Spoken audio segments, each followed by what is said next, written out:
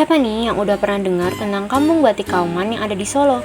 Pasti nggak sedikit dari kita yang udah tahu soal kampung ini, terutama teman-teman yang tinggal di kota Solo. Untuk menambah wawasan teman-teman, kami akan memberikan secara singkat tentang Kampung Batik Kauman. Kami dari kelompok 3XID, selamat menyaksikan. Kampung Kauman adalah kawasan permukiman yang berada di lingkungan keraton dan dihuni oleh para abdi dalam yang ahli dalam bidang agama. Nama Kauman berasal dari kata kaum yang merujuk pada kelompok agamawan seperti ulama, imam, penasihat agama sultan, santri, dan pengurus masjid. Karena itu, Kauman atau Pekauman menjadi tempat tinggal para tokoh agama beserta keluarga dan murid-murid mereka. Kampung Kauman sudah ada sejak masa Kesultanan Jawa dan umumnya terletak di sekitar Masjid Agung dan alun-alun keraton sebagai pusat kegiatan keagamaan. Kauman tersebar di berbagai kota di Indonesia, terutama di Jawa Tengah dan Jawa Timur. Namun, Kauman Solo dan Yogyakarta dikenal memiliki sejarah yang paling panjang. Kauman Surakarta dianggap sebagai yang tertua. Terbentuk seiring pembangunan Masjid Agung Surakarta oleh Pakubuwono III pada tahun 1757. Sebagai raja sekaligus pemimpin agama, Pakubuwono III mengangkat Kanjeng Cai Penghulu Muhammad Tohar Hadiningrat sebagai penghulu dalam dan memberinya tempat tinggal di dekat masjid.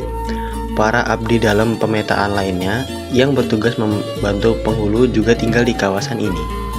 Tanah di Kampung Kauman berstatus anggaduh, yaitu tanah pinjaman dari raja. Para penghuninya hanya berhak menempati tanpa memiliki hak milik. Hal ini menunjukkan hubungan erat antara kerajaan dan kehidupan keagamaan dalam struktur sosial masyarakat Jawa. Sekarang kedua perwakilan dari kami akan mengajak teman-teman semua untuk ikut dalam membuat batik bersama di Batik Gunawan Setiawan, salah satu produsen batik di Kampung Batik Kauman. Mari kita simak langkah-langkahnya dengan baik dan cermat.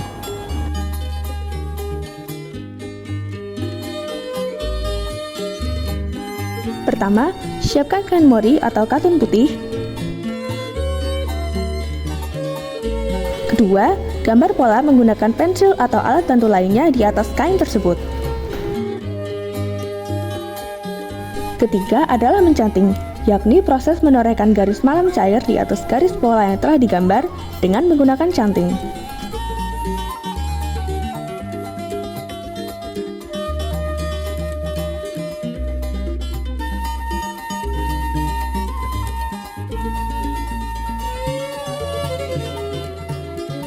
Keempat adalah tahap pewarnaan, di mana kain yang sudah diberi malam kemudian diwarnai atau dicat dengan pewarna khusus menggunakan kuas.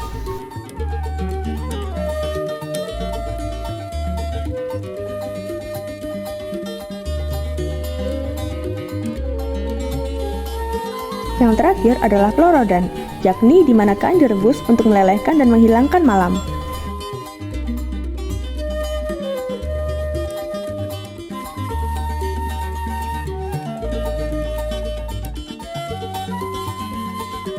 Keren banget ya teman-teman.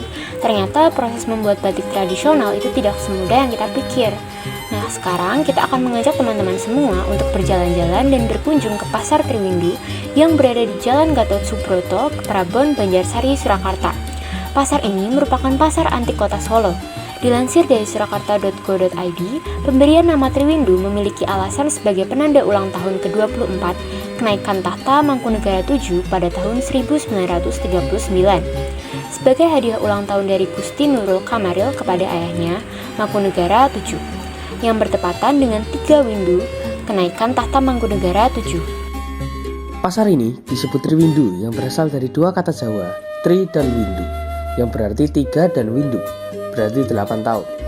Setelah digabungkan, Triwindu memiliki makna 24 tahun. Konon pada saat peringatan 3 Windu, kenaikan tahta Mangkunegara VII, diselenggarakan pasar malam di Pasar Triwindu yang memiliki tujuan untuk memberikan hiburan kepada rakyat. Seiring dengan perjalanannya waktu, Pasar Triwindu sempat tidak terawat. Kemudian, pada masa kepemimpinan Joko Widodo sebagai wali kota Solo, Pasar Triwindu direnovasi dan didesain ulang menjadi 2 lantai. Pada tahun 2011, Pasar Triwindu diresmikan setelah diperbaiki yang disesuaikan dengan arsitektur budaya Jawa. Semenjak itu, Pasar Triwindu semakin semakin ramai dikunjungi para kolektor barang antik baik dari dalam negeri maupun mancanegara, dan menjadi surganya barang antik di kota Surakarta. Berbagai barang vintage dapat ditemukan di pasar ini, mulai dari perabot rumah tangga hingga aksesoris, seperti guci, TV jadul, keris perak, batu berlian, cincin keraton, cincin candi, hingga kain batik pun ada di pasar ini. Sekarang kita akan lanjut untuk mewawancarai salah satu pedagang kain, batik, dan kebaya di Pasar Triwindu. Mari kita simak bersama. Ya, nama saya Cimo. Ya. Di sini ada nggak ya kayak motif batik yang khusus adat manten gitu? Oh, ada loh. Ada. Adat manten itu ini wahyu temurun ada, turuntum ada. Oh, namanya apa? Ini turuntum, Turuntum. ini wahyu temurun, Heeh. sama ini sidomukti. Nah, ini sidomukti biasa untuk pengantinnya, mempelainya. Oh, namanya.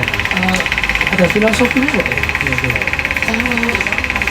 Sidomukti ini kan filosofinya sido itu kan jadi, mukti itu kan tinggi ya, mulia. Oh, Jadi berhasil gitu loh. Jadi diharapkan mempelainya itu bisa menjadi keluarga yang saling cinta, gitu loh, yang sukses lah, itu doanya kan seperti itu. Kalau pesan saya berharapnya anak muda itu sekarang lebih mencintai batik ya. Sekarang batik itu satu, kita punya batik itu warisan budaya yang tidak berbenda kan, yang tidak berwujud benda dari UNESCO kan sudah ditetapkan untuk milik Indonesia. Ya. Nah, itu kan satu nilai plus ya, gitu loh. Jadi kenapa kita tidak melestarikan, padahal secara nilai finansial juga bagus untuk usaha. Entah bijak dan baiknya kita mengangkat apa di punya kita sendiri yang sudah benar-benar menjadi identitas diri kita untuk di-up. Kita sudah sampai di penghujung video ini. Sekarang kita akan menunjukkan model penggunaan kain batik dan kebaya atau bisa disebut pakaian tradisional Jawa oleh kedua teman kami. Selamat menyaksikan. These days, preserving traditional batik isn't just about holding on to the past, it's about keeping our identity alive in the present. As young people, we have a big role to play in making sure batik doesn't fade away in a world full of fast fashion and global trends. Batik is more than a pattern, it tells stories about who we are and where we come from.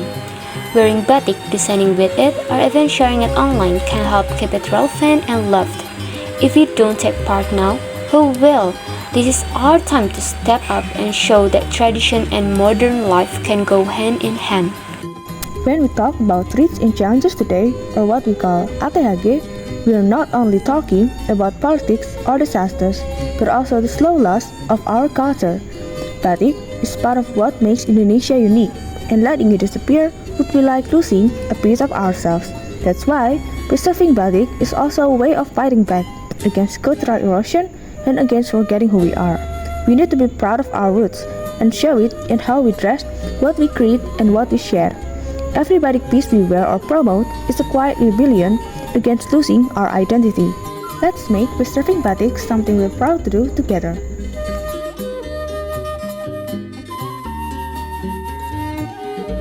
Saat ini, pelestarian batik menghadapi berbagai bentuk ATHG, seperti ancaman, tantangan, hambatan, dan gangguan yang kompleks. Ancaman utama datang dari gempuran budaya asing dan tren fashion global yang membuat generasi muda semakin jarang mengenakan batik dalam kehidupan sehari-hari. Selain itu, tantangan yang dihadapi adalah bagaimana membuat batik tetap relevan dan menarik bagi anak muda di tengah perkembangan teknologi dan digitalisasi yang pesat.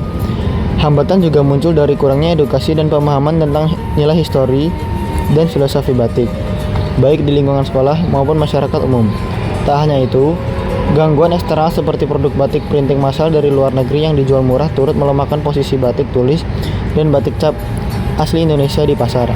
Jika ATHG ini tidak segera ditanggapi secara serius, maka bukan tidak mungkin warisan budaya yang telah diakui UNESCO ini akan tergeser dan terlupakan oleh generasi penerus.